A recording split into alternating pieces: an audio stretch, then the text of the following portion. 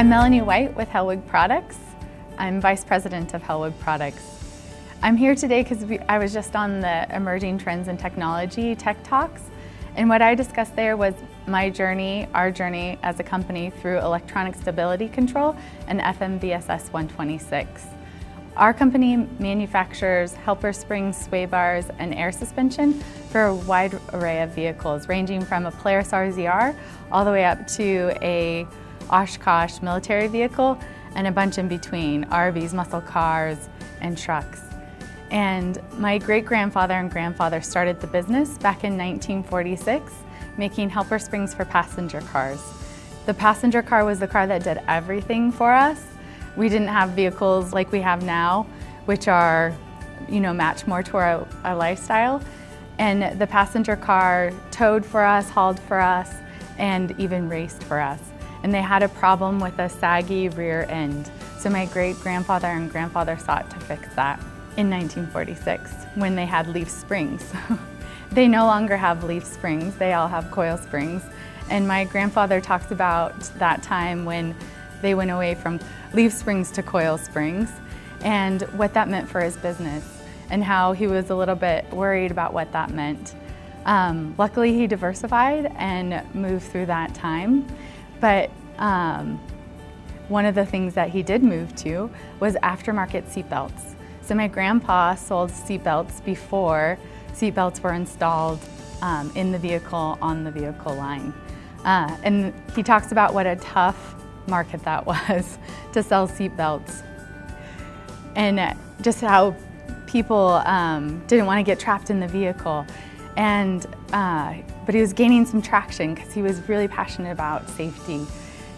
But in 1968, legislation came out that killed that market for him because it forced manufacturers to install seatbelts on the manufacturing line.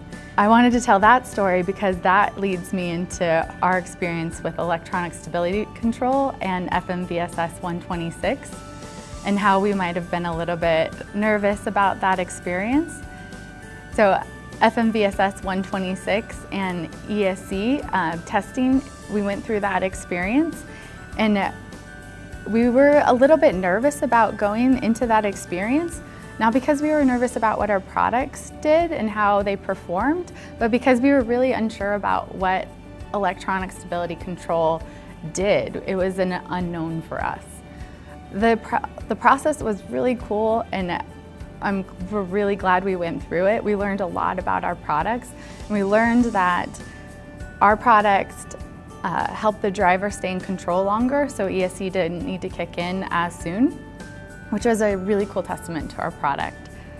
We also just learned a lot about electronic stability control systems. So what we gained from it was a network of people who were really knowledgeable about electronic stability control systems. These were people that had engineered them on the OEs. And we also gained a network of other manufacturers that were going through the process who were doing the same stuff we were doing, but also we were able to share data with each other. Another thing that happened out of it was we learned a lot, and we started getting really interested in technology, not just ESC systems. We visited CUI Car, had a CUI Car student come to Hellwig as well.